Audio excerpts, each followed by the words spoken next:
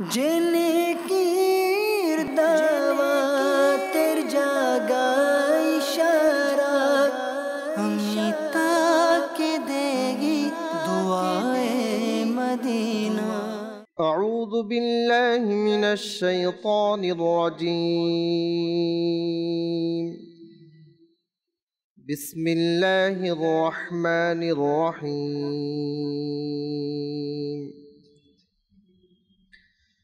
تبارك الذي بيده الملك وهو على كل شيء قدير.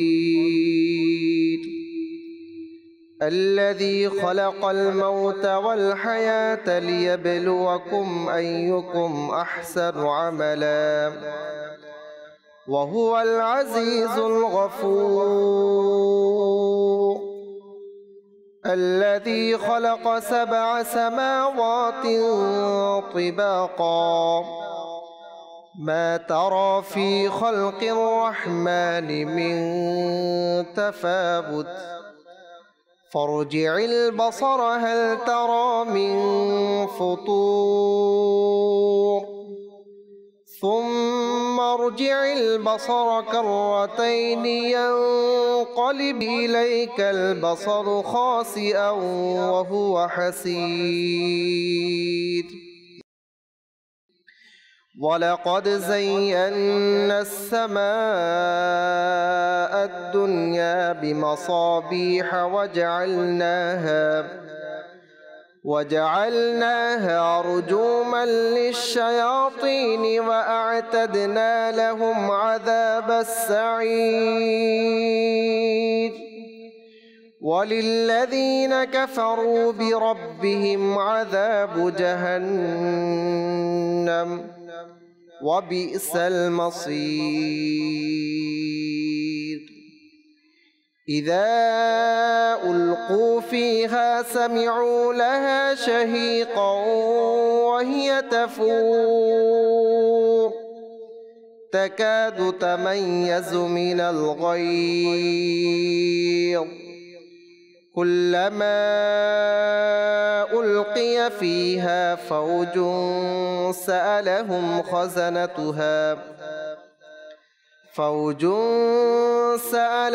خزنتها ألم يأتكم نذير قالوا بلى قد جاءنا نذير فكذبنا وقلنا ما نزل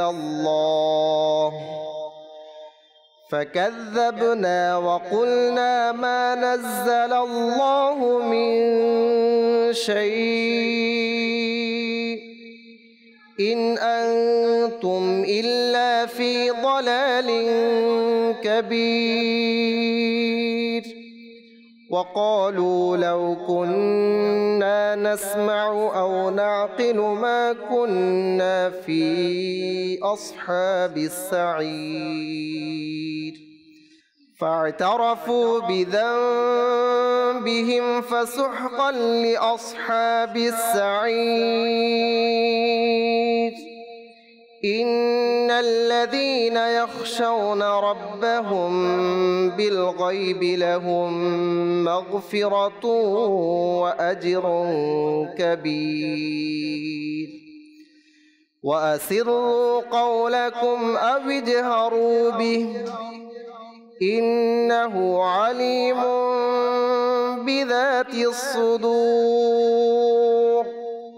ألا يعلم من خلق وهو اللطيف الخبير. هو الذي جعل لكم الأرض ذلولا فامشوا في مناكبها وكلوا من رزقه وإليه النشور. أأمنتم من في السماء أن يخسف بكم الأرض فإذا هي تمور أم أمنتم من في السماء أن يرسل عليكم حاصبا فستعلمون كيف نذير ولقد كذب الذين من قبلهم فكيف كان نكير أولم يروا إلى الطير فوقهم صافات ويقبضن ما يمسكهن إلا الرحمن إنه بكل شيء بصير أمن هذا الذي هو جند لكم ينصركم من دون الرحمن إن الكافرون إلا في غرور أمن هذا الذي يرزقكم إن أمسك رزقه بل لجوا في عتو ونفور أفمن يمشي مكبا على وجهه أهدى أمن يمشي على وجهه أهدى أمن يمشي سويا على صراط مستقيم قل هو الذي أنشأكم وجعل لكم السمع والأبصار والأفئدة قليلا ما تشكرون قل هو الذي ذرأكم في الأرض وإليه تحشرون ويقولون متى هذا الوعد إن كنتم صادقين قل إنما العلم عند الله وإنما أنا نذير مبين فلما رأوه زلفة سيئت وجوه الذين كفروا وقيل هذا الذي كنتم به تدعون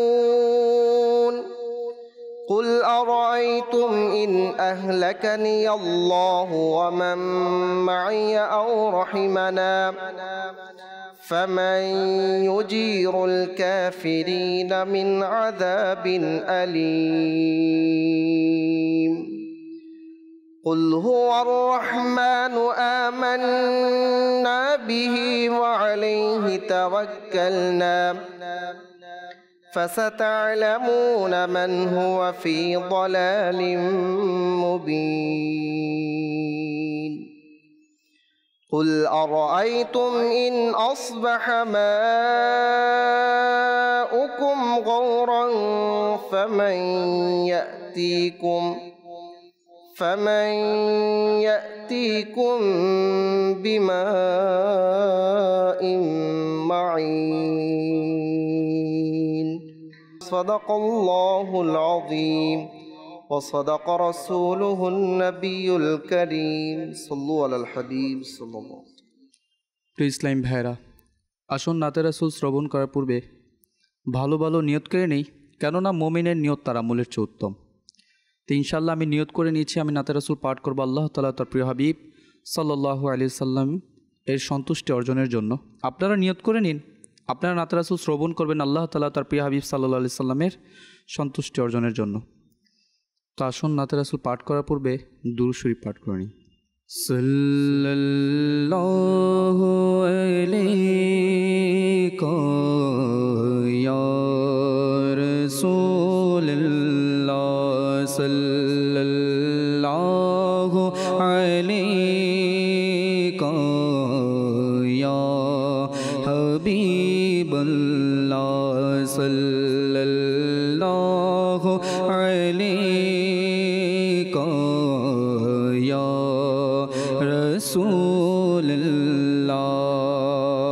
রাসূলুল্লাহ আমায়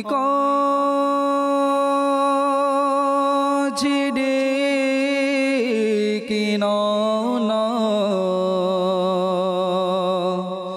মদনী মদিনে वाले আমায় কাছে ডেকে নাও না মদনী মদিনে वाले হৃদয় হোক তোমার ঠিকানা মদনী মদিনে वाले সাল্লাল্লাহু আলাইকা ইয়া রাসূলুল্লাহ সাল্লাল্লাহু আলাইকা ইয়া হাবিবাল্লাহ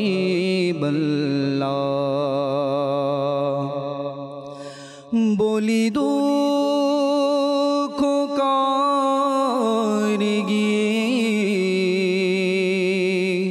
ইয়া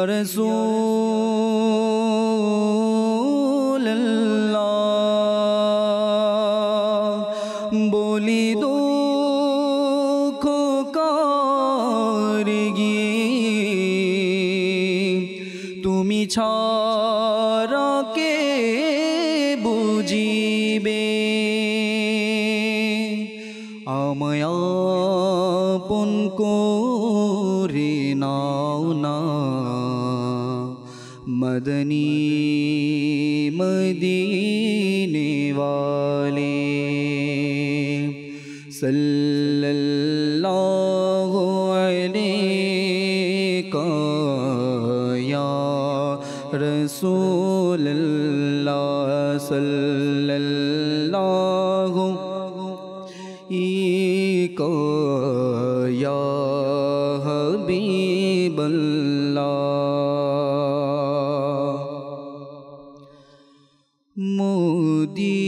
মদিনারি ছবি সদা যেন থাকে মনে মদিনারি ছবি সদা যেন থাকে মনে শরণ প্রিয় নবীর যেন থাকে এই হৃদয়ে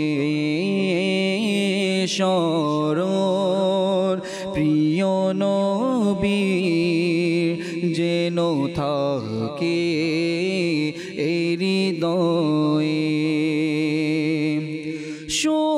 সুযোগ যদি আমি পেয়ে যাই মদিনা যাওয়ার সুযোগ যদি আমি পেয়ে যাই মদিনা যাওয়ার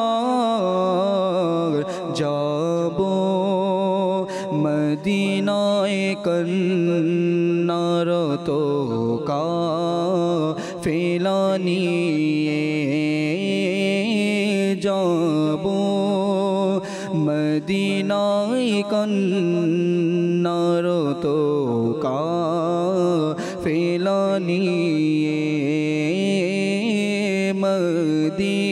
মদিনারি ছবি সদা যেন থাকে মনে শরণ প্রিয় নবী যেন থাকে এই হৃদয়ে প্রশ্নকারী যখন কবরে আসবে প্রশ্ন কারি ফেরেশতা যখন কবরে আসবে নবীর গুণগান তো যেন থাকে মুখে নবীর গুণগান তো যেন থাকে মুখে মদিনার হে মন দয়া করো এই দরাতে আল্লাহ হে মন দয়া করো মুখে বলে নারী ছবি সদা যেন থাকে মনে স্মরণ প্রিয় নবীর যেন থাকে এই হৃদয়ে স্মরণ প্রিয় নবীর যেন থাকে এই হৃদয়ে সাল্লু আলাল হাবিব সাল্লাল্লাহু তাআলা আলা মুহাম্মদ সাল্লাল্লাহু আলাইহি ওয়াসাল্লাম আলহামদুলিল্লাহি রাব্বিল আলামিন ওয়াসসালাতু ওয়াসসালামু আলা সাইয়্যিদিল মুরসালিন আম্মা বা'দ ফাআউযু বিল্লাহি মিনাশ শাইতানির রাজীম বিসমিল্লাহির রহমানির রহিম আসসালাতু ওয়াসসালামু আলাইকা ইয়া রাসূলুল্লাহ আসসালাতু ওয়াসসালামু আলাইকা ইয়া হাবিবাল্লাহ আসসালাতু ওয়াসসালামু আলাইকা ইয়া নবিয়াল্লাহ ওয়া আলা আলিকা ওয়া সুহাবিকা ইয়া নূরাল্লাহ।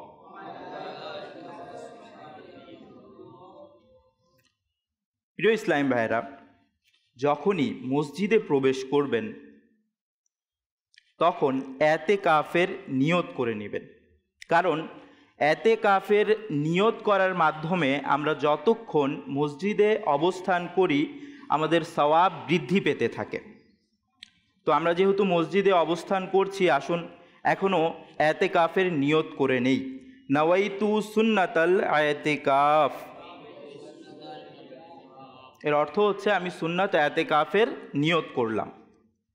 প্রিয় ইসলামী ভাইয়েরা, আমরা মসজিদে অবস্থান করছি আলহামদুলিল্লাহি তাআলা, আর মসজিদের মধ্যে নিচে কার্পেট বিছানো আছে, লাইটিং করা আছে, সুসজ্জিত করা আমরা বাহ্যিক দৃষ্টিতে দেখতে পাচ্ছি। কিন্তু এটাকে রুহানিভাবে এবং নবী করিম সাল্লাল্লাহু তাআলা আলাইহি ওয়া আলিহি ওয়াসাল্লামের বাণী অনুসারে সুসজ্জিত করার মাধ্যম কি? নবী করিম রউফুর রহিম সাল্লাল্লাহু তাআলা আলাইহি ওয়া আলিহি ওয়াসাল্লাম ইরশাদ করেন, যায়্যিনু মাজালিসাকুম বিসসালাতি আলাইয়া ইন্না সালাতাকুম আলাইয়া নূরুন লাকুম ইয়াউমাল কিয়ামা। কত সুন্দর ফজিলত! নবী করিম সাল্লাল্লাহু তাআলা আলাইহি ওয়া আলিহি ওয়াসাল্লাম ইরশাদ করছেন যে তোমাদের মজলিসগুলোকে আমার উপর দুরূদ শরীফ পাঠ করার মাধ্যমে সুসজ্জিত করো, নিশ্চয়ই তোমাদের দুরূদ শরীফ পাঠ করা কাল কিয়ামতের দিন তোমাদের জন্য নূর হবে। প্রিয় ইসলামী ভাইয়েরা, এই হাদিস শরীফের মাধ্যমে আমরা দুটি বিষয় জানতে পারি। প্রথমত তো যে নবী করিম সাল্লাল্লাহু তাআলা আলাইহি ওয়া আলিহি ওয়াসাল্লাম মজলিসকে সুসজ্জিত করার জন্য লাইটের কথা ব্যক্ত করেননি, কার্পেটের কথা ব্যক্ত করেননি, অনেক লাইটিং থাকতে হবে এমন বলেননি, বরং নবী করিম সাল্লাল্লাহু তাআলা আলাইহি ওয়া আলিহি ওয়াসাল্লাম মজলিসকে সুসজ্জিত করার জন্য যেই উপায়টি বলে দিয়েছেন সেটি হচ্ছে দুরূদ শরীফ পাঠ করা। আর এর মাধ্যমে মজলিস সুসজ্জিত হবেই, এর সাথে সাথে ইনশাআল্লাহ তাআলা এটা কাল কিয়ামতের দিন আমাদের জন্য নূর হবে। সাল্লু আলাল হাবিব সাল্লাল্লাহু তাআলা আলা মুহাম্মদ সাল্লাল্লাহু তাআলা আলাইহি ওয়া আলিহি ওয়াসাল্লাম। প্রিয় ইসলামী ভাইরা, প্রতিটি ভালো কাজের পূর্বে কিছু ভালো ভালো নিয়ত করা দরকার। কেননা নবী করিম রউফুর রহিম সাল্লাল্লাহু তাআলা আলাইহি ওয়া আলিহি ওয়াসাল্লাম ইরশাদ করেছেন, আফদালুল আমালি আন-নিয়াতুস সাদিকা, অর্থাৎ আমলের মধ্যে সর্ব উত্তম হচ্ছে ভালো নিয়ত, সত্য নিয়ত। তো আমরা যখনই কোনো ভালো কাজ করব, নেক কাজ করব, জায়েজ কাজ করব, তখন চেষ্টা করব যেন আমরা কি করে নেই, ভালো ভালো নিয়ত করে নেই, তাহলে সওয়াবও অনেক বেশি পাবো। কেননা যেমন আমি মসজিদে আসলাম, এখন মসজিদে আসার সময় আমি সুন্দর করে ইমামা বাঁধলাম, পাগড়ি পরলাম, খুশবু লাগালাম, এটা দ্বারা উদ্দেশ্য যদি এটা হয় যে মানুষ দেখবে, মানুষের সুঘ্রাণ পাবে, আমার প্রশংসা করবে, তাহলে তো সেইভাবে সেটার সওয়াব আমরা পাবো না। যদি আমি এটা নিয়ত করি যে আমি মসজিদে যাচ্ছি, আল্লাহ তাআলার দরবারে উপস্থিত হচ্ছি, নামাজ পড়ব, আমার শরীর যেন সুগন্ধিময় থাকে, আমার শরীর থেকে যেন দুর্গন্ধ বের না হয়, আমি যেহেতু মহান রব্বুল আলামিনের দরবারে উপস্থিত হচ্ছি, যেন আমার পোশাক পরিষ্কার হয়, যদি এই নিয়তগুলো করি তাহলে এর যে বিভিন্ন ফায়দা আছে সেটা তো আমরা পাবই। এর পাশে পাশে আল্লাহ তাআলা চাইলে এই আমলটা আমাদের জন্য নাজাতের মাধ্যম হয়ে যাবে ইনশাআল্লাহ। তো আসুন আমরা বয়ানের শুরুতে কিছু ভালো ভালো নিয়ত করে নেই। নবী করিম সাল্লাল্লাহু তাআলা আলাইহি ওয়া আলিহি ওয়াসাল্লাম এবং মহান আল্লাহ তাআলার সন্তুষ্টির উদ্দেশ্যে বয়ান শ্রবণ করব। যা শ্রবণ করব তার উপর আমল করার চেষ্টা করব, যা শুনব তা মনে রেখে অন্যকে পৌঁছে দেওয়ার চেষ্টা করব। প্রিয় ইসলামী ভাইয়েরা, আমরা বিভিন্ন বিষয়ে শুনি, বিভিন্ন বিষয়ে পড়ি, বিশেষ করে মানুষের জানার উদ্দেশ্য যে থাকে সেটা বিভিন্ন কারণে হয়ে থাকে। এর মধ্যে অনেক বড় একটি কারণ আমাদের কোনো বিষয় সম্পর্কে জানার বা কোনো বিষয় সম্পর্কে শিখার একটি কারণ হচ্ছে সেই বিষয় থেকে যেন আমি উপকৃত হতে পারি, অথবা আমার যারা অধীনস্থ রয়েছে, ছেলে মেয়ে, ভাই, বন্ধু, বা আমি শিক্ষক হলে ছাত্ররা যেন উপকৃত হতে পারে। আর তার জন্য বিভিন্ন ব্যক্তিদেরকে আমরা পড়ি, অধ্যয়ন করি, স্টাডি করি, যারা বিভিন্ন আইকনিক স্টেজে আছে, যা আমি হতে চাচ্ছি। কেউ যদি বিজনেসম্যান হতে চায় তো সে দেখে যে বিজনেসের আইকন কে, হ্যাঁ, খুব শীর্ষ ব্যবসায়ী কে, চেষ্টা করে তার ইন্টারভিউ শোনার, তার জীবনী সম্পর্কে জানার, তার ব্যক্তিত্ব সম্পর্কে জানার, যেন সেটা জেনে সে কি করতে পারে, নিজেও ভালো ব্যবসায়ী হতে পারে। যেহেতু আমরা মুসলমান, আমাদেরকে শুধু এই দুনিয়ার কথা ভাবলেই চলবে না, আমাদেরকে আখিরাতের কথা চিন্তা করতে হবে। আর আমরা যখন আখিরাতের কথা চিন্তা করব তখন আখিরাতে তো সফল হবই, এর বরকতে ইনশাআল্লাহ দুনিয়াতেও সফল হয়ে যাব। তো আমরা যদি আখিরাতের ব্যাপারে চিন্তা করি তাহলে আমাদের এমন এমন ব্যক্তি সম্পর্কে জানতে হবে যারা দুনিয়াতেও সফল কাম হয়েছে আর তারা আখিরাতেও সফল কাম। এমন ব্যক্তি কারা? এমন ব্যক্তি হচ্ছে আম্বিয়ায়ে কেরাম আলাইহিমুস সালাম। এমন ব্যক্তি কারা? এমন ব্যক্তি হচ্ছে সাহাবায়ে কেরাম। এমন ব্যক্তি কারা? এমন ব্যক্তি হচ্ছে তাবেঈন, তবে তাবেঈন, এবং যারা আইম্মায়ে মুজতাহিদিন। তো আমরা যখন এমন ব্যক্তিদের সম্পর্কে জানব তারা কিভাবে নিজের জীবন যাপন করেছে, কিভাবে নিজের জীবন ধারণ করেছে, আর তাদের ব্যক্তিত্ব থেকে বিভিন্ন মদনী ফুল, বিভিন্ন পয়েন্ট গ্রহণ করব, তখন আমরাও আমাদের জীবনকে সেইভাবে গুছিয়ে সুসজ্জিত করে নিতে পারব। এমনই একজন ব্যক্তির আলোচনা আজ আমরা করব, আজ আমরা শুনব। সেই ব্যক্তিত্ব সম্পর্কে, তিনি এমন ব্যক্তিত্ব যার মহত্ব মর্যাদা সম্পর্কে তিনি জন্মগ্রহণ করার আগেই তার সম্মানিতা মাতাকে স্বপ্নের মাধ্যমে জানিয়ে দেয়া হয়েছে।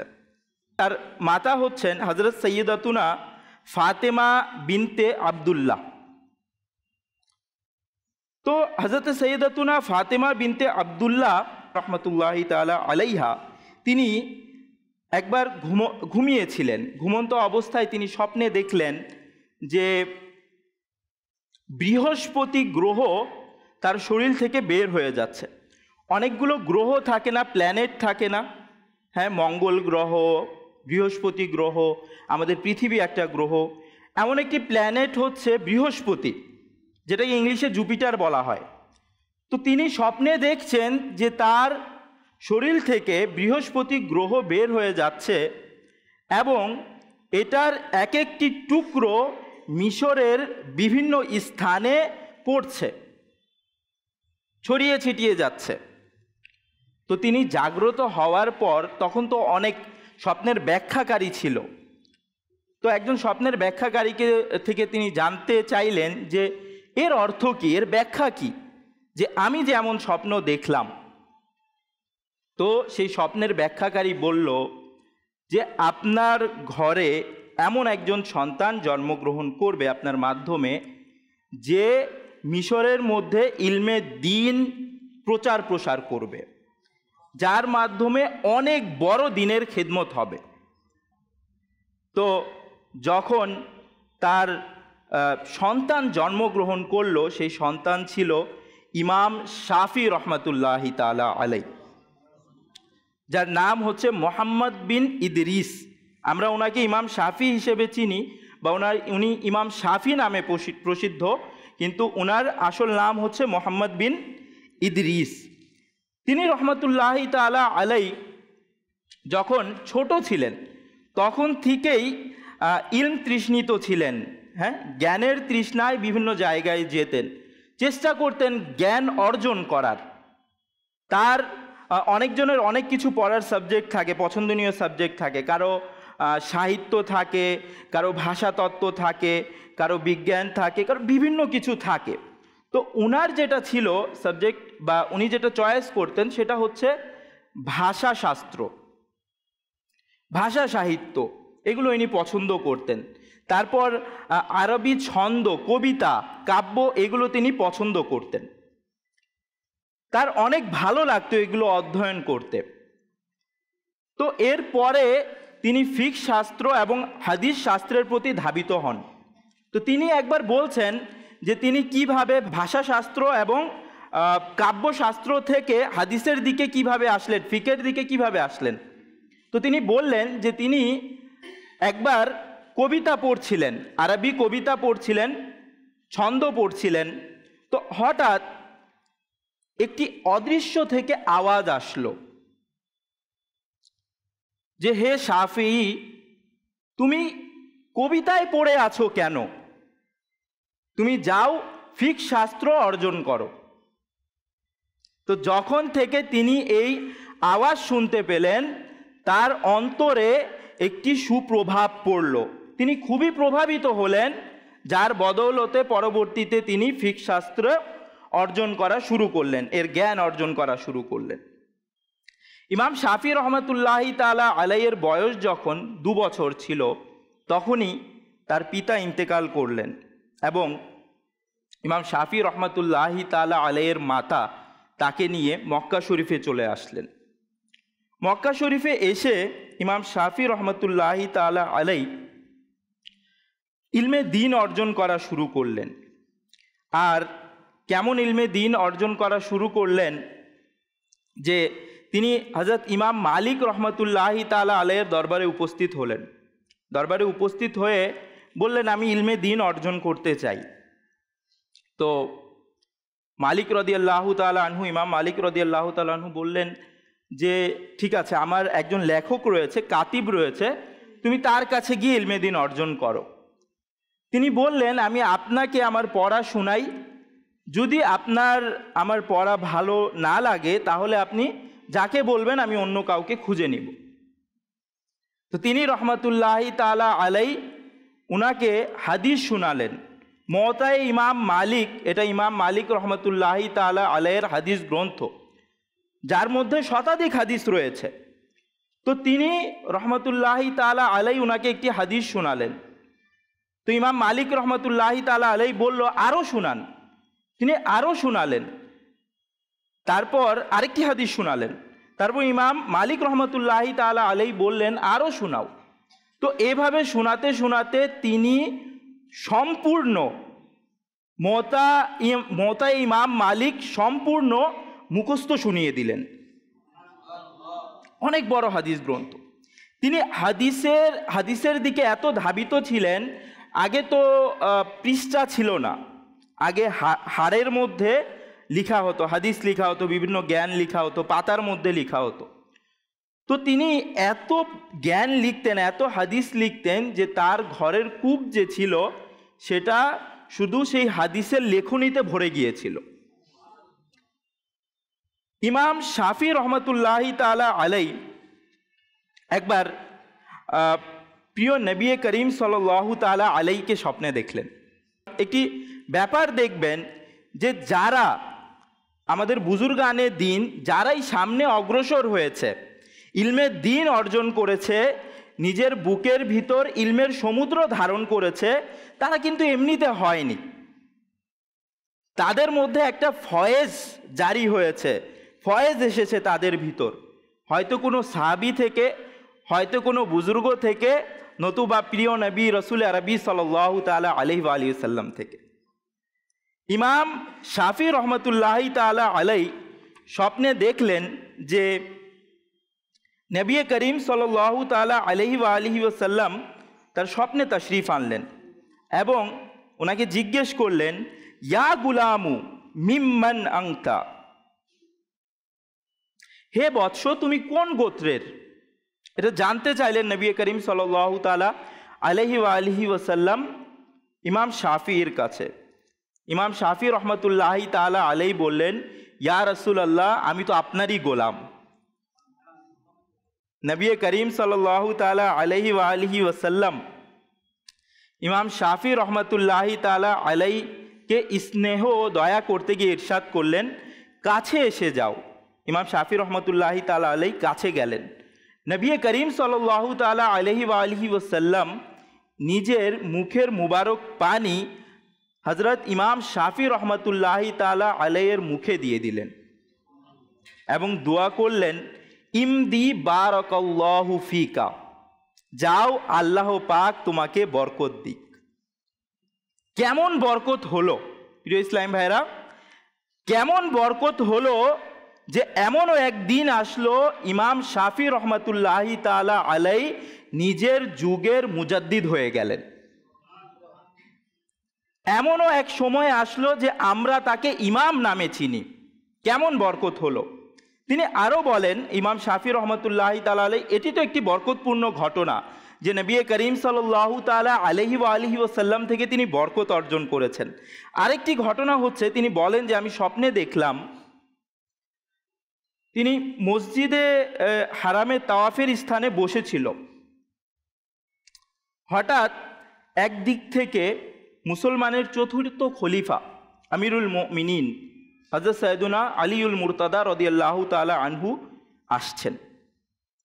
তো তিনি তাকে স্বাগতম জানালেন, অর্থাৎ হযরত ইমাম শাফি রহমতুল্লাহি তাআলা আলাইহি আলী রাদিয়াল্লাহু তাআলা আনহুকে স্বপ্নের মধ্যেই স্বাগত জানালেন এবং হযরত আলী রাদিয়াল্লাহু তাআলা আনহুর সাথে আলিঙ্গন করলেন। অতঃপর আলী রাদিয়াল্লাহু তাআলা আনহু মুসাফা করার পর তার মুবারক আংটি খুলে, তার নিজের মুবারক আংটি খুলে হযরত ইমাম শাফিকে পরিয়ে দিলেন। এই স্বপ্ন দেখার পর তিনি এর ব্যাখ্যা জানতে চাইলেন। যখন আগে তাবির করা হতো স্বপ্নের, অনেকে তাবিরকারী ছিল, তো তিনি ব্যাখ্যা জানতে চাইলেন। তো ব্যাখ্যাকারী বলল যে আপনার মওলা আলী রাদিয়াল্লাহু তাআলা আনহু এর সাথে লাগার সৌভাগ্য হয়েছে, এটা জাহান্নাম থেকে মুক্তির আলামত। আরও বলছে ব্যাখ্যাকারী যে মওলা আলী রাদিয়াল্লাহু তাআলা আনহু আপনার সাথে মুসাফাহা করেছেন, এটা কিয়ামতের দিন নিরাপত্তার সুসংবাদ। আরও ব্যাখ্যা করে বলছেন যে এবং হজরত আলীউল মুরতাদা রাদিয়াল্লাহু তাআলা আনহু আপনাকে আংটি পরিয়েছেন, এটা এই দিকেরই ইঙ্গিত যে এভাবে মাওলা আলী রাদিয়াল্লাহু তাআলা আনহু এর পবিত্র নাম প্রসিদ্ধ, যেভাবে হযরত আলী রাদিয়াল্লাহু তাআলা আনহু এর প্রসিদ্ধ নাম প্রসিদ্ধ, সেভাবে আপনার নামও প্রসিদ্ধ হয়ে যাবে। অর্থাৎ আলী রাদিয়াল্লাহু তাআলা আনহু যে ওনাকে আংটি পরিয়েছেন সেটার ব্যাপারে ব্যাখ্যাকারী বলছে এটা দ্বারা এটা বুঝাচ্ছে যে যেইভাবে আলী রাদিয়াল্লাহু তাআলা আনহুর নাম ইলমের কারণে প্রসিদ্ধ ছিল, তো সেভাবে আপনার নামও প্রসিদ্ধ হয়ে যাবে। আর কেমন প্রসিদ্ধ হলো কিছুক্ষণ পূর্বেও বললাম যে এখন পর্যন্ত ইমাম শাফি রহমাতুল্লাহি তাআলা আলাইহির নাম আমরা শুনতে পাই। প্রিয় ইসলামী ভাইয়েরা, ইমাম শাফি রহমাতুল্লাহি তাআলা আলাই এর মর্যাদা যদি বলতে যাই, একটি খুবই বরকতপূর্ণ মর্যাদা হচ্ছে যে ইমাম শাফি রহমাতুল্লাহি তাআলা আলাই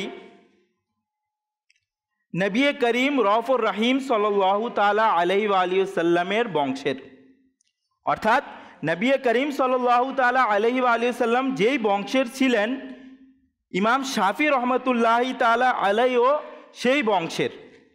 এটা কিভাবে? নবী করিম সাল্লাল্লাহু তাআলা আলাইহি ওয়া আলিহি ওয়াসাল্লামের পূর্বপুরুষের মধ্যে একজন হচ্ছে আবদে মুনাফ রহমাতুল্লাহি তাআলা আলাই। ইমাম শাফি রহমাতুল্লাহি তাআলা আলাই আবদে মুনাফ রহমাতুল্লাহি তাআলা আলাইয়ের বংশধর। এভাবে ইমাম শাফি রহমাতুল্লাহি তাআলা আলাই সেই বংশের, যেই বংশের নবী করিম সাল্লাল্লাহু তাআলা আলাইহি ওয়া আলিহি ওয়াসাল্লাম। ইমাম শাফি রহমাতুল্লাহি তাআলা আলাইয়ের ব্যাপারে ইমাম ফখরুদ্দিন রাজি রহমাতুল্লাহি তাআলা আলাই বলেন, ইমাম শাফি রহমাতুল্লাহি তাআলা আলাই মুত্তালিবি, এর ভিত্তিতে তিনি রহমাতুল্লাহি তাআলা আলাই, অর্থাৎ তিনি যেহেতু সেই বংশেরই যেই বংশের নবী করিম সাল্লাল্লাহু তাআলা আলাইহি ওয়া আলিহি ওয়াসাল্লাম, এর ভিত্তিতে তিনি অনেক মর্যাদা পেয়েছেন। যেমন নবী করিম সাল্লাল্লাহু তাআলা আলাইহি ওয়া আলিহি ওয়াসাল্লাম ইরশাদ করেন, ইন্নামা বানু হাশিমিন ওয়া বানুল মুত্তালিবি শাইউন ওয়াহিদুন, নিঃসন্দেহে বানু হাশিম ও বানু মুত্তালিব একই বংশের। ইমাম রাজি রহমাতুল্লাহি তাআলা আলাই বলেন, যেমনিভাবে ইমাম শাফি রহমাতুল্লাহি তাআলা আলাইয়ের পূর্বপুরুষরা দ্বীনের খিদমত করেছেন, ঠিক তেমনিভাবে ইমাম শাফি রহমাতুল্লাহি তাআলা আলাইও দ্বীনের সহযোগী ছিলেন। প্রিয় ইসলামী ভাইয়েরা, ইমাম শাফি রহমাতুল্লাহি তাআলা আলাইয়ের ব্যাপারে নবী করিম রউফুর রহিম সাল্লাল্লাহু তাআলা আলাইহি ওয়া আলিহি ওয়াসাল্লাম পূর্ব থেকেই সুসংবাদ দিয়ে দিয়েছিলেন। নবী করিম রউফুর রহিম সাল্লাল্লাহু তাআলা আলাইহি ওয়া আলিহি ওয়াসাল্লাম ইরশাদ করেন, লা তাসুব্বু কুরাইশান, তোমরা কুরাইশকে মন্দ বলিও না। ফা ইন্না আলিমাহা ইয়ামলাউল আরদা ইলমান, নিশ্চয় তাদের মধ্য হতে একজন আলিম পুরো জমিনকে ইলম দ্বারা পূর্ণ করে দিবে। ইমাম হাম্বল রহমাতুল্লাহি তাআলা আলাইয়ের একটি বাণী আছে, সেই বাণী হচ্ছে যে ইমাম মুহাম্মদ বিন হাম্বল রহমাতুল্লাহি তাআলা আলাই বলেন, আমার কাছ থেকে যখনই কোনো দ্বীনি মাসলা জিজ্ঞাসা করা হতো, আমি সর্বপ্রথম সেই মাসলাকে কুরআন ও হাদিসে তালাশ করতাম। যদি আমি সেই মাসলার উত্তর কুরআন ও হাদিসে না পেতাম, তখন ইমাম শাফি রহমাতুল্লাহি তাআলা আলাইয়ের বাণী থেকে এর উত্তর তালাশ করতাম। কেননা ইমাম শাফি রহমাতুল্লাহি তাআলা আলাই তিনি কুরাইশের আলেম, যিনি জমিনকে ইলম দ্বারা ভরপুর করে দিয়েছেন। তো ইমাম আহমদ বিন হাম্বল রহমাতুল্লাহি তাআলা আলাইয়ের বাণী থেকে জানা যায় যে ইমাম শাফি রহমাতুল্লাহি তাআলা আলাই সেই আলিম, যেই আলিমের কথা নবী করিম সাল্লাল্লাহু তাআলা আলাইহি ওয়া আলিহি ওয়াসাল্লাম নিজের জাহিরি হায়াতে বলে দিয়েছিলেন। তো ইমাম শাফি রহমাতুল্লাহি তাআলা আলাই এমন মর্যাদার অধিকারী। ইমাম শাফি রহমাতুল্লাহি তাআলা আলাই যেহেতু ইমাম ছিলেন আর প্রসিদ্ধ আলিম ছিলেন, তো অনেকেই উনার কাছে ইলমে দ্বীন অর্জন করতে আসতো, বিভিন্ন মাসলা মাসাইলের সমাধান জানতে আসতো। অবশ্যই যারা আমরাও আমাদের যুগে যারা মুফতি রয়েছে, যারা যত জ্ঞানের অধিকারী রয়েছে, আমরা তাদেরকে তত বেশি ব্যস্ত দেখতে পাই। আর তিনি তো সেই যুগের মুজাদ্দিদ ছিলেন, তিনি তো সেই যুগের ইমাম ছিলেন, তিনি কত ব্যস্ত ছিলেন। এই ব্যস্ততার পরও তার ইবাদত কেমন ছিল? হুজ্জাতুল ইসলাম ইমাম মোহাম্মদ বিন মোহাম্মদ গজ্জালি রহমতুল্লাহি তাআলা আলাই বলেন, ইমাম শাফি রহমতুল্লাহি তাআলা আলাই রাতকে 3 ভাগে ভাগ করতেন।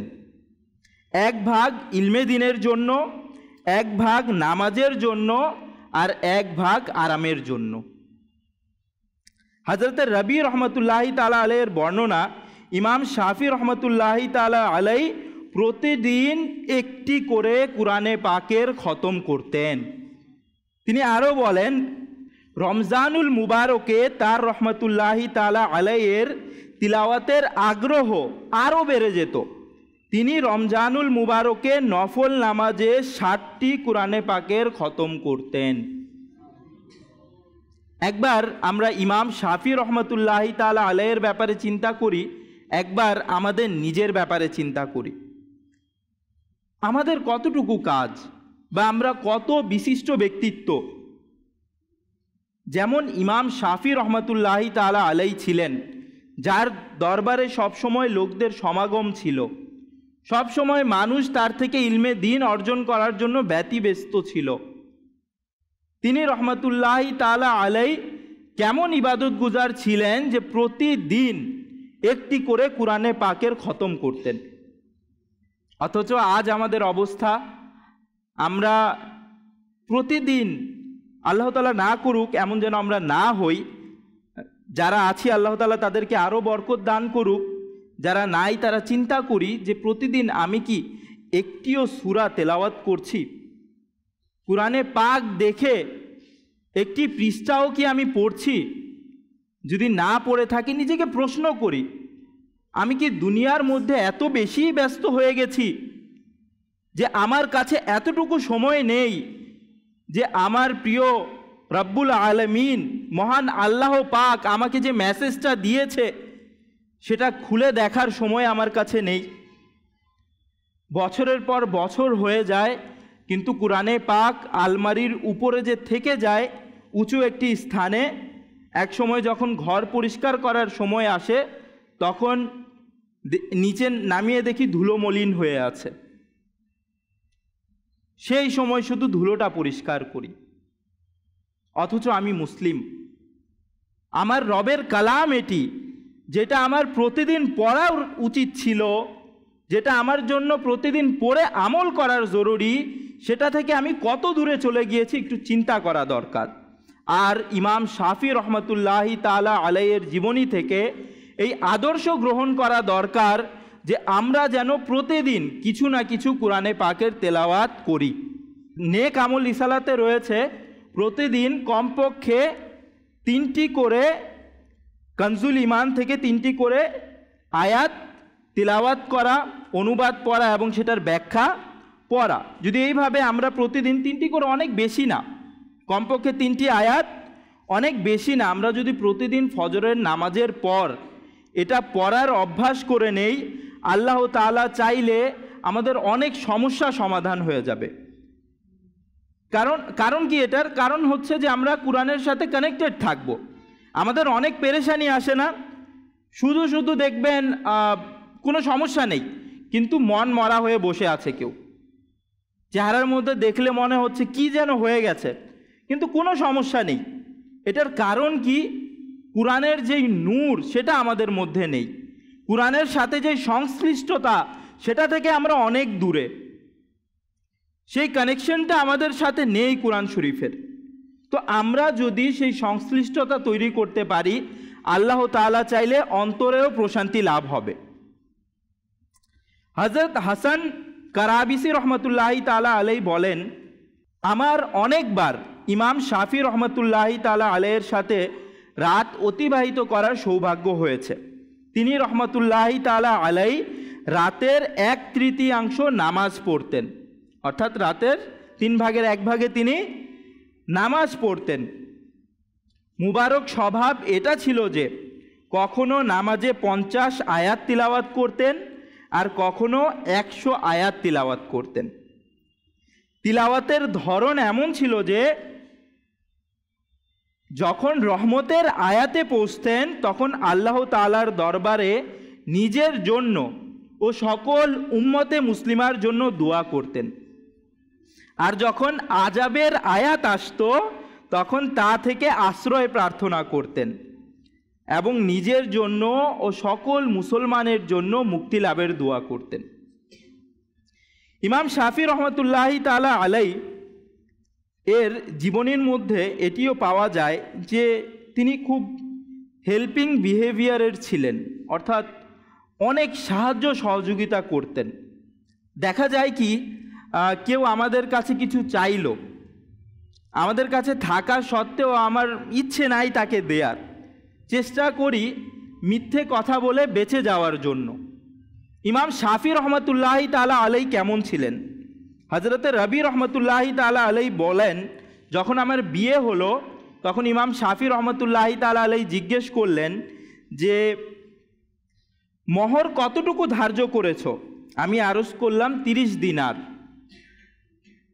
তো তিনি রহমতুল্লাহি তাআলা আলাই বললেন, কত দিনার পরিশোধ করে দিয়েছো?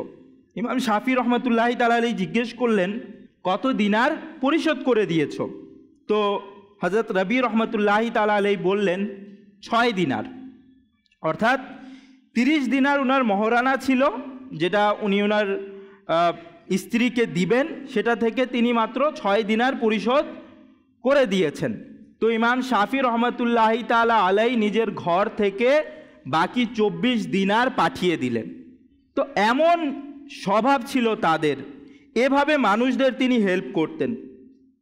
একটি খুবই সুন্দর ঘটনা যে ইমাম শাফি রহমতুল্লাহি তাআলা আলাই একবার কোনো কাজে ইয়ামানে সফর করতে যান। ইয়ামান থেকে আসার সময় তার কাছে 10,000 দিরহাম ছিল। তিনি রহমতুল্লাহি তাআলা আলাই শহরের বাইরে একটি তাঁবু গাড়লেন।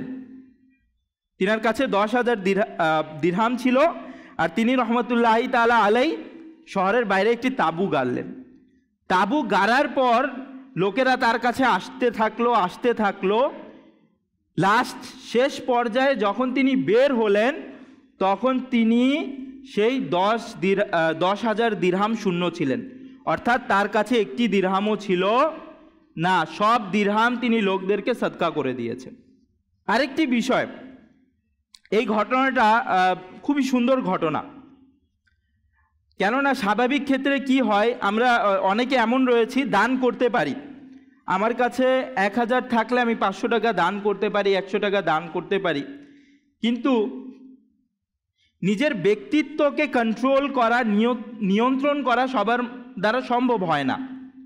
বিশেষ করে তখন যখন আপনি অনেক ক্ষমতাশীল হন, অনেক ক্ষমতাবান হন। এটা কোন কোন ক্ষেত্রে দেখা যায়?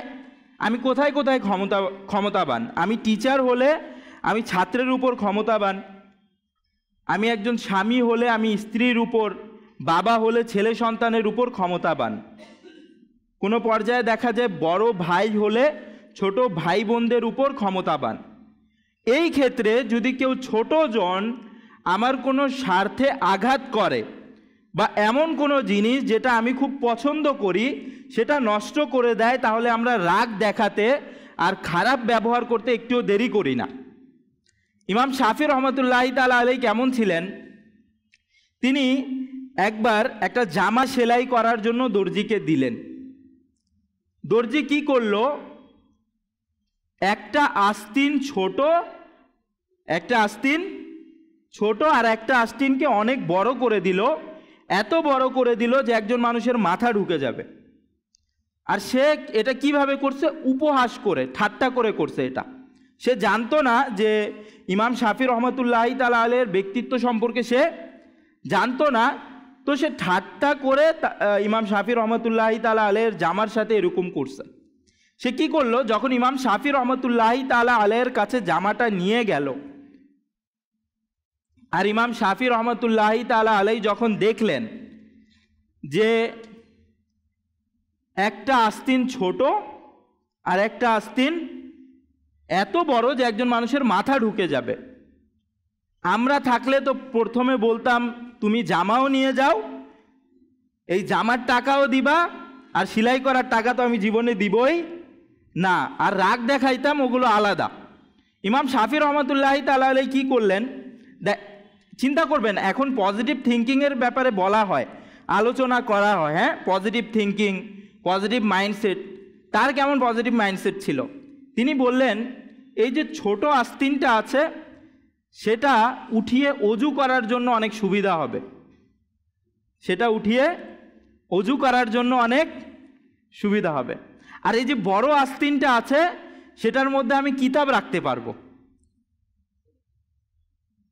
একটু চিন্তা করে দেখেন কেমন পজিটিভ মাইন্ডসেট। যেখানে রাগ হওয়ার কথা সেখানে তিনি সেটার ভালো দিকগুলো বের করছেন এবং দর্জিকে বলছেন।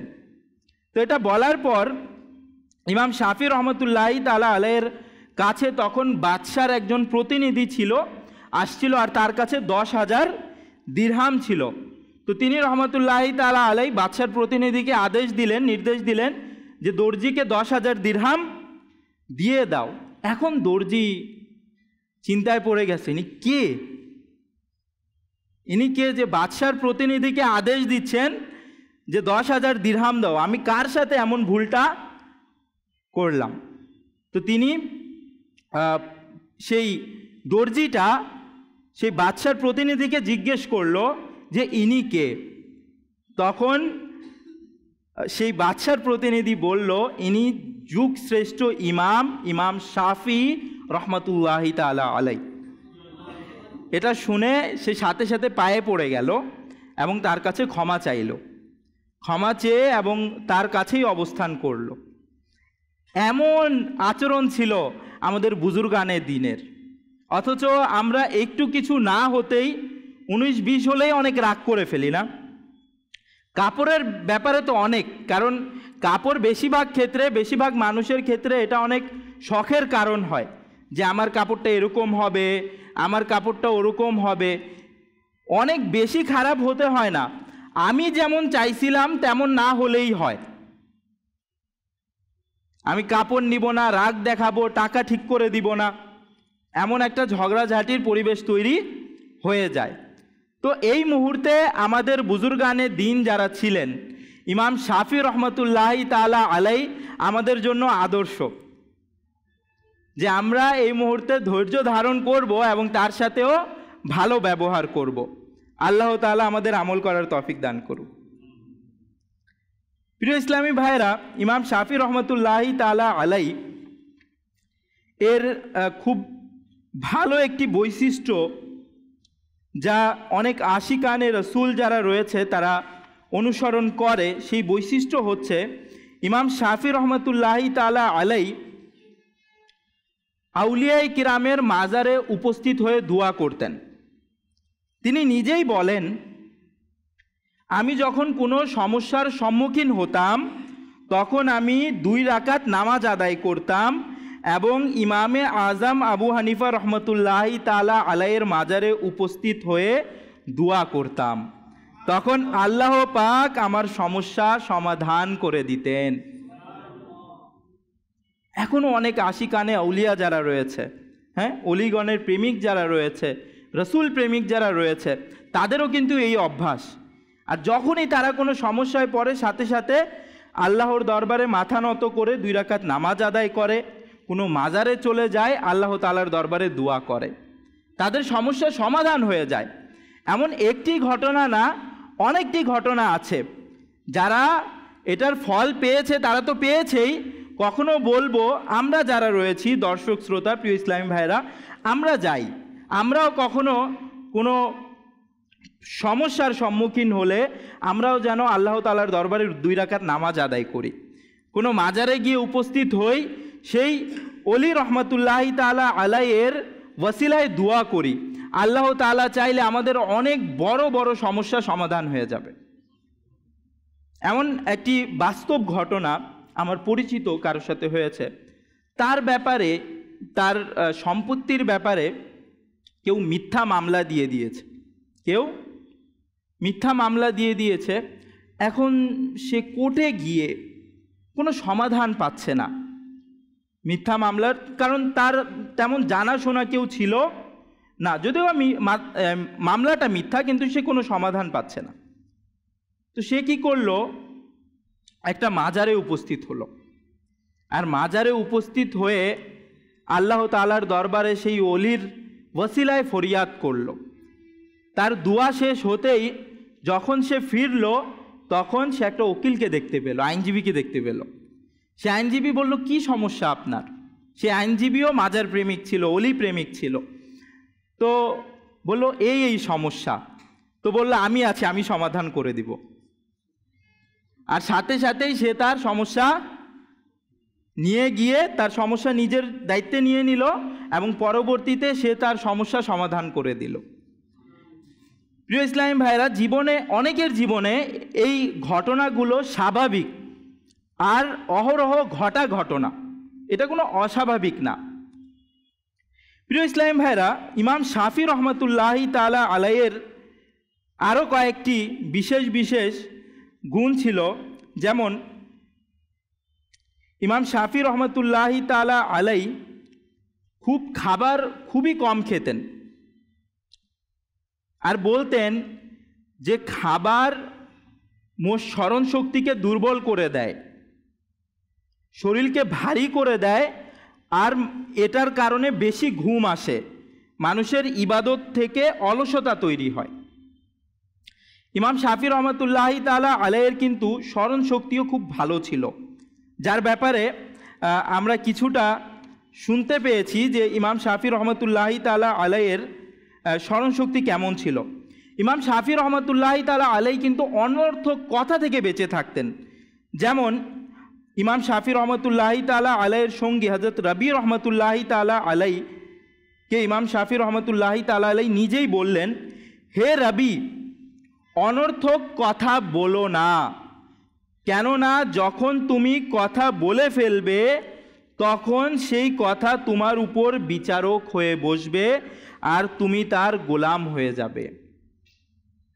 বুঝার বিষয়, আমরা যখন কোনো কথা বলে ফেলি তখন কিন্তু কি হয়ে যায়, সেই কথার কারণে কোথাও হাসির পাত্র হয়ে যায়, সেই কথার কারণে আমাদের ব্যক্তিত্বের ভ্যালিউটা, পার্সোনালিটি ভ্যালিউ যেটা আছে সেটা কমে যায়, যদি সেই কথাটা মূর্খতার প্রতীক হয়, অর্থাৎ এমন কথা সেটা প্রকাশ করে যে যার কোনো অর্থ হয় না। আর ইসলামের মধ্যেও তো আসছে যে মিন হুসনি ইসলামিল মারই তারকুহু মা লা ইয়ানিহি, অর্থাৎ একজন মুসলমান ব্যক্তির সৌন্দর্য হচ্ছে সেই বিষয়গুলোকে পরিহার করা যেগুলোর কোনো অর্থ হয় না, যেগুলো অনর্থক। প্রিয় ইসলামী ভাইরা, ইমাম শাফি রহমতুল্লাহি তাআলা আলাই এর মুবারক ধরন দ্বারা দুটি বিষয় বোঝা যায়, যা ইমাম গজ্জালি রহমতুল্লাহি তাআলা আলাই নিজের কিতাবে বর্ণনা করেছেন। তিনি বলেন, একটি এটা যে ইমাম শাফি রহমতুল্লাহি তাআলা আলাই কথা বলার পূর্বে চিন্তা করতেন। ইমাম শাফি রহমতুল্লাহি তাআলা আলাই কথা বলার ক্ষেত্রে অনর্থক ও সওয়াবের দৃষ্টি রাখতেন, যে যদি কথা বলাতে উত্তম হয়, সওয়াবের মাধ্যম হয়, তাহলে বলতেন, অন্যথায় নিশ্চুপ থাকতেন। এটা ইমাম শাফি রহমতুল্লাহি তাআলা আলাইয়ের বৈশিষ্ট্য ছিল, আর যেই বৈশিষ্ট্যের এখন খুবই বেশি প্রয়োজন। কারণ কি, এখন কথা আমরা মুখে বলি না বলি, আমরা মোবাইলে এত ব্যস্ত থাকি, যে কোনো ভিডিওতে যে কোনো জায়গায় গিয়ে কোনো কমেন্ট করে দিই, কারণ তারা তো আমাকে চিনে না, করে দেই। কোনো একজন বলছে যে মাঝে মাঝে মানুষের আসল রূপ তার কমেন্টে প্রকাশ পায়। কেননা তার কমেন্টে তো কেউ তাকে চিনে না, কেউ তার পরিচিত না, তো সে যা তা কমেন্ট করে দেয়, যে কোনো ভিডিওতে গিয়ে যা তা কমেন্ট করে দেয়। তো এখন কিন্তু আমাদের পরিবেশটা, পূর্বে এটা ছিল, এক সময় ছিল আমরা অনেক বেশি কথা বলতাম, উল্টাপাল্টা কথা বলতাম, কারোর সাথে ঠাট্টা করতাম। এখন সেই জেনারেশনটা চেঞ্জ হয়েছে, যুগটা চেঞ্জ হয়েছে, আর এখন আমরা মোবাইলে চলে এসেছি। দেখা যাচ্ছে যে কারো ছবি তুলে মোবাইলে ঠাট্টার ছলে পোস্ট করে দিচ্ছি, যে কোনো ভিডিওতে গিয়ে বিভিন্ন বিষয়ে গিয়ে কমেন্ট করা শুরু করে দিয়েছি, কাউকে বকা দিয়ে দেওয়া শুরু করেছি, কিংবা কেউ তার ছবি পোস্ট করেছে কোনো ব্যক্তি, তার কমেন্টে গিয়ে তাকে বিভিন্ন পশুর সাথে তুলনা করা শুরু করলাম। এগুলোরও তো কাল কিয়ামতের দিন হিসাব নেওয়া হবে। আমি যা লিখে যাচ্ছি এগুলো তোর প্রমাণ কাল কিয়ামতের দিন উঠবে। আমার হাত সাক্ষ্য দিবে, আমার চোখ সাক্ষ্য দিবে যে এই ব্যক্তি অমন ভিডিও দেখতো, এই ব্যক্তি এমন এমন কথা বলতো, এই ব্যক্তি মানুষের সাথে এমনভাবে ঠাট্টা করত। চিন্তা করার বিষয়। ইমাম শাফি রহমতুল্লাহি তাআলা আলাই জিহ্বার সতর্কতার মধ্যে পারদর্শী ছিলেন। হয়তো এই কারণে লেখক বলছেন, হয়তো এই কারণে আল্লাহ পাক তাকে হিকমত ও প্রজ্ঞার নিয়ামত দান করেছেন। অর্থাৎ জিহ্বার যখন আমরা নিয়ন্ত্রণ করি, জিহ্বাকে কথা কম বলি, যা উত্তম তা বলি, আল্লাহ তাআলা হিকমত দান করে, জ্ঞান দান করে। যারা বেশি কথা বলে তাদের স্মরণ শক্তি লোপ পায়, আস্তে আস্তে তাদের স্মরণ শক্তি কমে যায়।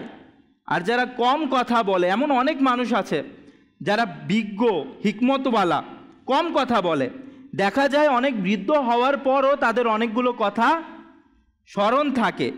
সচরাচর সাধারণ মানুষের তুলনায় তাদের স্মরণ শক্তি অনেক মজবুত থাকে। এটার কারণ কি? এটার কারণ হচ্ছে যখন তাদের যৌবনকাল ছিল, যখন তাদের শক্তি ছিল, তখন তারা অনর্থক কথা বলতো না, ঠাট্টা মশকারা করতো না, যেখানে প্রয়োজন সেখানেই কথা বলতো। একবার ইমাম শাফি রহমতুল্লাহি তাআলা আলাইয়ের কাছে কোনো মাসআলা জিজ্ঞাসা করা হলো। তিনি রহমতুল্লাহি তাআলা আলাই নিশ্চুপ ছিলেন, কোনো উত্তর দিলেন না। আরজ করা হলো, আপনি নীরবতা কেন অবলম্বন করলেন, উত্তর কেন দিলেন না? বললেন, আমি এটা চিন্তা করেছি যে উত্তর দেয়াতে কল্যাণ নিহিত নাকি চুপ থাকার মধ্যে। অর্থাৎ উনি চুপ ছিলেন, তো জিজ্ঞেস করা হলো এই সময়টাতে আপনি চুপ কেন ছিলেন?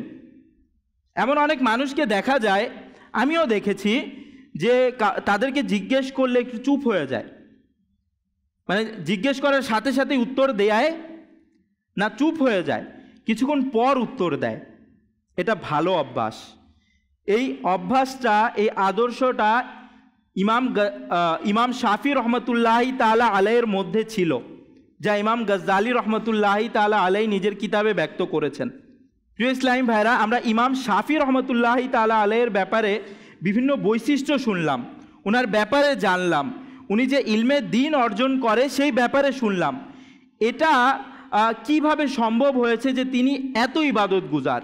এর অন্যতম একটি কারণ হচ্ছে ইলমে দ্বীন, কেননা তিনি ইলমে দ্বীন অর্জন করেছিলেন।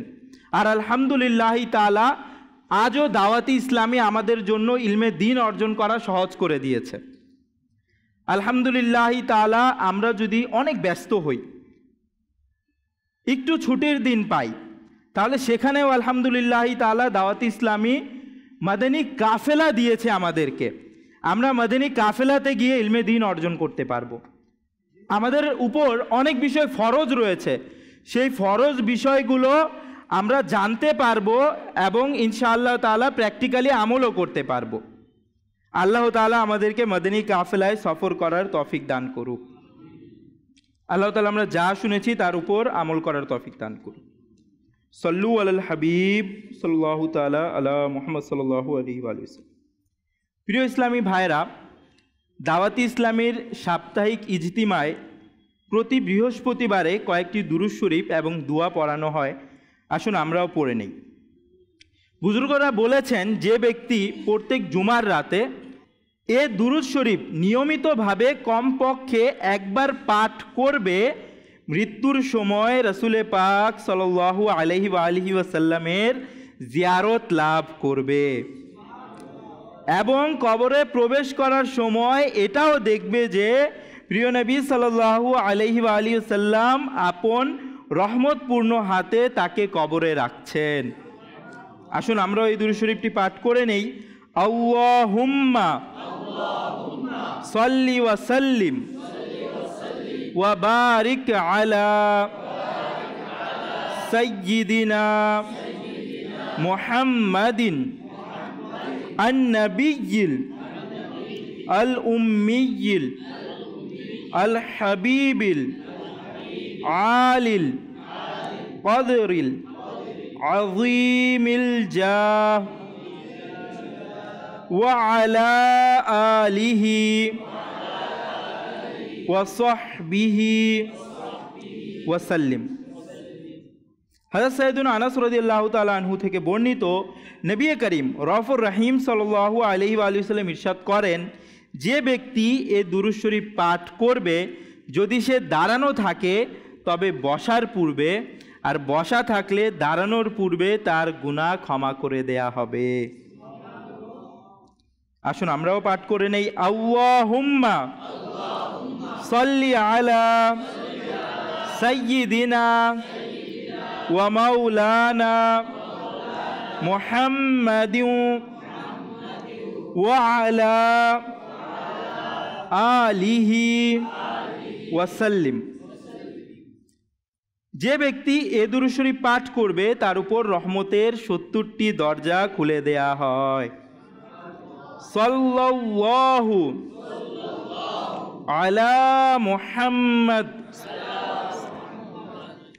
হযরত আহমদ সাবি রহমতুল্লাহি তাআলা আলাইহি কতিপয় বুজুর্গদের থেকে বর্ণনা করেন, এ দুরূদ শরীফ একবার পাঠ করলে ৬ লক্ষ বার দুরূদ শরীফ পাঠ করার সওয়াব অর্জন হয়। আল্লাহুম্মা সাল্লি আলা সাইয়্যিদিনা মুহাম্মাদিন আদাদা মা ফি ইলমিল্লাহি সালাতান দাইমাতাম বিদাওয়ামি মুলকিল্লাহ। একদিন এক ব্যক্তি আসলো, প্রিয় নবী সাল্লাল্লাহু তাআলা আলাইহি ওয়া আলিহি ওয়াসাল্লাম তাকে তার এবং হযরত আবু বকর সিদ্দিক রাদিয়াল্লাহু তাআলা আনহু এর মাঝে বসালেন। সাহাবায়ে কিরাম আলাইহিমুর রিদওয়ান অনেক আশ্চর্যান্বিত হলেন যে সম্মানিত লোকটি কে। যখন তিনি চলে গেলেন তখন রাসূল পাক সাল্লাল্লাহু তাআলা আলাইহি ওয়া আলিহি ওয়াসাল্লাম ইরশাদ করলেন, সে যখন আমার উপর দুরূদ শরীফ পাঠ করে তখন এভাবে পড়ে, আল্লাহুম্মা সাল্লি আলা মুহাম্মাদিন কামা তুহিব্বু ওয়া তারদা। নবী করিম রউফুর রহিম সাল্লাল্লাহু তাআলা আলাইহি ওয়া আলিহি ওয়াসাল্লাম ইরশাদ করেন, যে ব্যক্তি এভাবে দুরূদ শরীফ পাঠ করবে তার জন্য আমার শাফাআত ওয়াজিব হয়ে যাবে। আল্লাহুম্মা সাল্লি আলা মুহাম্মাদিন ওয়া আনজিলহু মাকআদাল মুকাররাবা ইনদাকা ইয়াউমাল কিয়ামাহ। দুটি দোয়া রয়েছে যার ফজিলত হচ্ছে হযরত সৈয়দুনা ইবনে আব্বাস রাদিয়াল্লাহু তাআলা আনহুমা থেকে বর্ণিত, প্রিয় নবী মক্কি মদনী মুস্তাফা সাল্লাল্লাহু তাআলা আলাইহি ওয়া আলিহি ওয়াসাল্লাম ইরশাদ করেন, এ দোয়া পাঠকারীর জন্য ৭০ জন ফেরেশতা ১০০০ দিন পর্যন্ত নেকি লিখতে থাকবে। আসুন আমরাও পাঠ করে নেই। জাযাল্লাহু আন্না মুহাম্মাদান মা হুয়া আহলু। প্রিয় নবী সাল্লাল্লাহু তাআলা আলাইহি ওয়া আলিহি ওয়াসাল্লাম ইরশাদ করেন, যে ব্যক্তি রাতে এ দোয়া ৩ বার পড়ে নিবে সে যেন সবে কদর পেয়ে গেল। লা ইলাহা ইল্লাল্লাহু আল হালিমুল কারীম সুবহানাল্লাহি রব্বিস সামাওয়াতি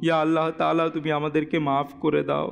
ইয়া আল্লাহ তাআলা নিয়ত করছি 5 ওয়াক্ত নামাজ জামাত সহকারে আদায় করব মওলা। ইয়া আল্লাহ তাআলা কোরআনে পাকের তেলাওয়াত করব মওলা। ইয়া আল্লাহ তাআলা মদিনী কাফেলায় সফর করে ইলমে দ্বীন অর্জন করব মওলা। ইয়া আল্লাহ তাআলা তুমি আমাদেরকে মাফ করে দাও। ইয়া আল্লাহ তাআলা, ইয়া আল্লাহ তাআলা আমাদের অনেকেই রয়েছে মওলা। ইয়া আল্লাহ তাআলা যাদের মাতা পিতা কবরবাসী হয়েছেন মওলা, ইয়া আল্লাহ তাআলা তাদের কবরকে জান্নাতের বাগান বানিয়ে দাও। ইয়া আল্লাহ তাআলা অনেকে রয়েছে যাদের দাদা দাদি নানা নানি কবরবাসী হয়েছে মওলা, পূর্বপুরুষগণ পূর্ব নারীগণ কবরবাসী হয়েছে মওলা। ইয়া আল্লাহ তাআলা তাদের কবরকে জান্নাতের বাগান বানিয়ে দাও। ইয়া আল্লাহ তাআলা তাদেরকে বিনা হিসেবে ক্ষমা করে দাও মওলা। ইয়া আল্লাহ তাআলা আমাকেও বিনা হিসেবে ক্ষমা করে দিও মওলা। ইয়া আল্লাহ তাআলা, ইয়া আল্লাহ তাআলা অনেকের রোজগারহীনতা, বিভিন্ন মামলা মুকদ্দমা, অহেতুক মামলা মুকদ্দমা মওলা, বিভিন্ন পেরেশানিতে রয়েছে মওলা। ইয়া আল্লাহ তাআলা সকলের সকল পেরেশানি দূর করে দাও। ইয়া আল্লাহ তাআলা চাকরি প্রার্থীকে হালাল রোজি রোজগার ইনকাম করার তৌফিক দান করো। ইয়া আল্লাহ তাআলা আয়ের মধ্যে বরকত দান করো। ইয়া আল্লাহ তাআলা যারা অসুস্থ রয়েছে আমাদের পরিবার, বিভিন্ন আত্মীয় স্বজন, ইয়া আল্লাহ তাআলা তাদেরকে সুস্থতা দান করো। ইয়া আল্লাহ তাআলা আমাদের মধ্যে যারা অসুস্থ রয়েছে মওলা, ইয়া আল্লাহ তাআলা একজন শিক্ষার্থী ভাইয়ের নাম এসেছে মওলা। ইয়া আল্লাহ তাআলা সে খুবই অসুস্থ মওলা। ইয়া আল্লাহ তাআলা তাকে শিফায়ে কামিলা আজিলা দান করো। ইয়া আল্লাহ তাআলা তাকে পরিপূর্ণ সুস্থতা দান করো। ইয়া আল্লাহ তাআলা যতগুলো দুরারোগ্য রয়েছে ইয়া আল্লাহ সেই সকল প্রকার কঠিন রোগ বালা মুসিবত থেকে আমাদেরকে হেফাজত করো। ইয়া আল্লাহ তাআলা মৃত্যুর সময় যখন চলে আসবে মওলা, ইয়া আল্লাহ তাআলা আমি তো জানবো না মওলা। ইয়া আল্লাহ তাআলা কোন অবস্থায় থাকি মওলা। ইয়া আল্লাহ তাআলা তোমার নিকট দোয়া করছি মওলা, ইয়া আল্লাহ তাআলা তখন যেন মসজিদে থাকি মওলা। ইয়া আল্লাহ তাআলা সেই মসজিদ যেন মদিনা তৈয়বার মসজিদ হয় মওলা, মসজিদে নববী হয় মওলা। ইয়া আল্লাহ তাআলা সবুজ গম্বুজকে দেখতে দেখতে ইয়া আল্লাহ তাআলা যেন মৃত্যুবরণ করতে পারি মওলা। ইয়া আল্লাহ তাআলা সেই তৌফিক তুমি দান করিও মওলা। ইয়া আল্লাহ তাআলা যখন মৃত্যুর সময় আসবে তখন যেন সবুজ গম্বুজকে দেখতে দেখতে মুখে যেন জারি হয়ে যায় মধুর কালিমা তাইয়্যিবা, লা ইলাহা ইল্লাল্লাহু মুহাম্মাদুর রাসূলুল্লাহ সাল্লাল্লাহু তাআলা আলাইহি ওয়া সাল্লাম। বি সালাম আলাইকা ইয়া রাসূল, সালাম আলাইকা ইয়া হাবিব, সালাম আলাইকা সালাওয়াতুল্লাহ আলাইকা। যখন হবে তোমার দিদার তখনই হবে আমার, আমার স্বপ্নে আসো না মদনী মদিনে ওয়ালে। ইয়া নবী সালাম আলাইকা ইয়া রাসূল, সালাম আলাইকা ইয়া হাবিব, সালাম আলাইকা সালাওয়াত আলাইকা। মুনিজি বড় বেদনা বুঝাইলে কে গো বুঝে না, মনে যে বড় বেদনা বুঝাইলে কে গো বুঝে না, শোনাইলে কে গো শুনে না।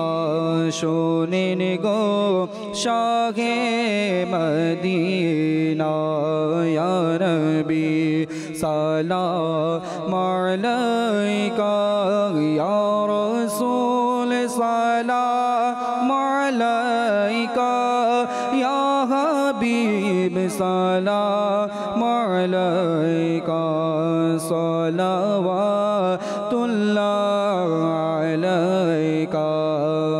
मुस्तफ़ा जाने रहमत पेला खुम सलाम शमे बजी बेहदायत पेला अलाम गौसुल आज़म मामूत वन्नो का जलवाए कुदरत पे लाखों सलाम डाल दी कल्बों में अज़मते मुस्तफ़ा सैयदी आला ज़ेरत पे सलाम फैजो से जिनके लाखों नामा जीबाने फैजो से जिनके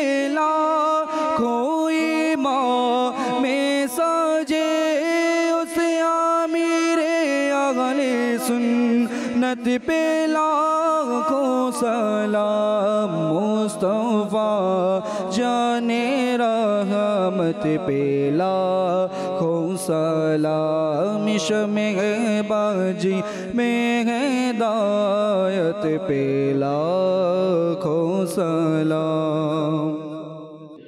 सुब्हानक अल्लाहुम्मा व बिहम्दिका ला इलाहा इल्ला अंता अस्तगफिरुका व अतूबु इलैक। सुब्हानक अल्लाहुम्मा व बिहम्दिका ला इलाहा इल्ला अंता अस्तगफिरुका व अतूबु इलैक बिरहमतिका या अरहमर राहिमीन। जिनकी दावा तेर जागा इशारा हम